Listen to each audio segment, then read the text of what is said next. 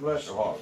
Bless your I heart. don't know how much I'll give you. It ain't gonna be nothing new. I can promise you that. And if I don't get myself out of the way, well, I'm wasting everybody's time. There's a lot of people in here that knows a lot more than I do. I have to say I am blessed and thankful to have the opportunity. I'm gonna read out of the book of Ezekiel, chapter 37, and give you time to turn over there. I just want to kind of brush up. I want you to understand that Ezekiel was going through what they were actually going through over there was pretty rough times, pretty hard times. But he began to have some visions from the Lord. He began to get some visions, and verse 37 is one of those visions. And I want us to open our hearts up and our minds up and listen to this vision. I want you to honestly apply some of this into your own lives and think maybe this is where we're at. But I want you to see at the end of this dark, dreary vision, this vision that Ezekiel was in. There's some good that comes out of it. I want you to see that God sees it through. He finishes what He starts. He's never failed, and He's not going to start today. I'm telling you that. I want you to understand that there's good to come out of it, but there had to be some things done. And Brother Tyler done a podcast one time, and he talked about the two deaths of Adam.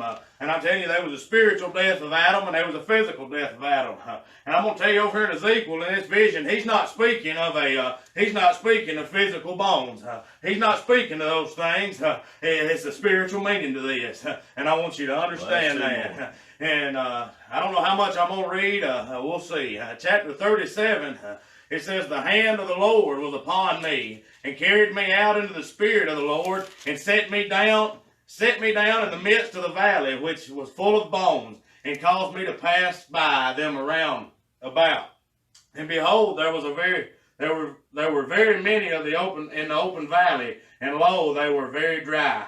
I'm going to stop right there for there. I want you to understand that he said they was very dry. And I know that we're in a dark time, and the thing that Ezekiel spoke of right there was a very dark place. It was a very dark time. Can you imagine just seeing a valley full of bones? I want to tell you, but he made sure to emphasize that they were very dry. Yeah. And I'm going to tell you, we may be at a point in our lives, even in the church houses, that we may be very dry today. I'm going to tell you that. I want to tell you that it may have come to that, but I want you to know, it said unto me, "Son of man, can those bones live?" Yeah. And I answered and said, "Lord, thou knowest, you knowest." And again he said unto me, "Prophesy upon the bones, and say unto them, O ye dry bones, hear the word of the Lord." And I want you to know, he began to preach, he began to talk, he began to see some things, and I want you to know that those bones started to get a little life in them.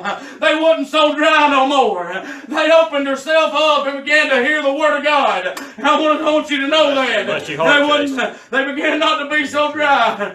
Oh, it says thus the Lord unto these bones, behold, because I breathe, enter into the shall you live. Yeah. And I'm going to tell you that my God's still breathing life today. And I'm not talking about physical life. I'm talking about spiritual life. Yes. I'm telling you that you're dry. I'm telling you that you lost. And the foundations that you built your life on has failed. And it seems you in a dark, dry valley. I'm going to tell you, if you can humble yourself and listen to the things some of these men have said, I'm telling you can come get life breathed into you today. I'm telling you that God can breathe life on you. Oh, I'm telling you, it may be a dark place. Oh, if you go on to read the story, it starts talking about the bones that was once dry. He breathed life into them.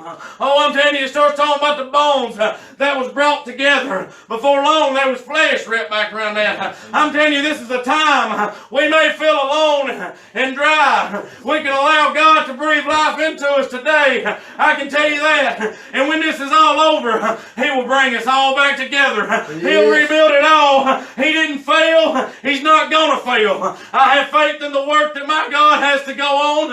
I got faith in it. I don't understand it, but I got faith in it. I can tell you that. Oh, and I'll stand on that faith. Oh, I'm not going to take too much more of your time. I ain't got much more. I just want you to know, if you feel like you're in a dark, dry place, you feel like you're dry, I'm telling you that you can listen to the Word of God. The Word of God is alive. My God is still alive. I'm telling you, He's at work.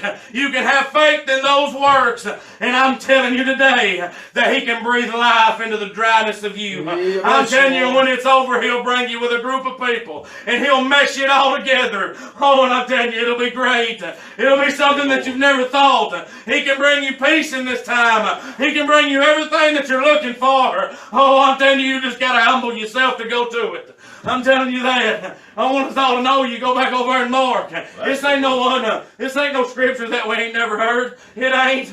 I'm telling you, but the storm came. They was in the ship. Oh, and they was scared. They was terrified. Oh, and they went down there and they woke him up. They said, Lord, do you not care that we perish? Oh, he went out there and he calmed the sea. Oh, he done all that. I'm telling you that today, you got to do what they done. They stood out there and they stared at the storm for a little while. Oh, but they went out there and they went to the one they thought could do something for them. I'm telling you that. Don't keep staring at the storm. Stare at who's controlling the storm. I'm telling you that He's alive and well and working. We got to start staring at the one that can bring us through it, not at the problem. Oh, I'm telling you, there's a problem solver you can stare at, and you don't have to feel dry no more. I'm telling you, He can breathe life into you today. I'm telling you that. If you feel like you're in a dark, desolate, dry-boned valley, oh, it's just death and pestilence. Oh, if you feel like that, I'm telling you, it told Ezekiel just to prophesize over them old bones. That's what he told him. Oh, and there's men out here that's trying to prophesize. But are you going to be allowed God to breathe life into you today? Oh, I'm telling you that He can and He will. But you got to humble yourself enough to go do it. Are you willing to take yourself to His feet? Are you willing to look at the problem solver today? Are you willing to have life breathed into you? Are you willing for that? Oh, I pray that you are. I hope you can humble yourself and do those things. Oh, but I'm going to get out of the way. That's about all I got. I appreciate it, Brother Tyler. Thank you. Amen. Amen. Enjoy that. Amen. Brother Landon Hamby, come on. Give us what the Lord's put on your heart. Bless him, boy.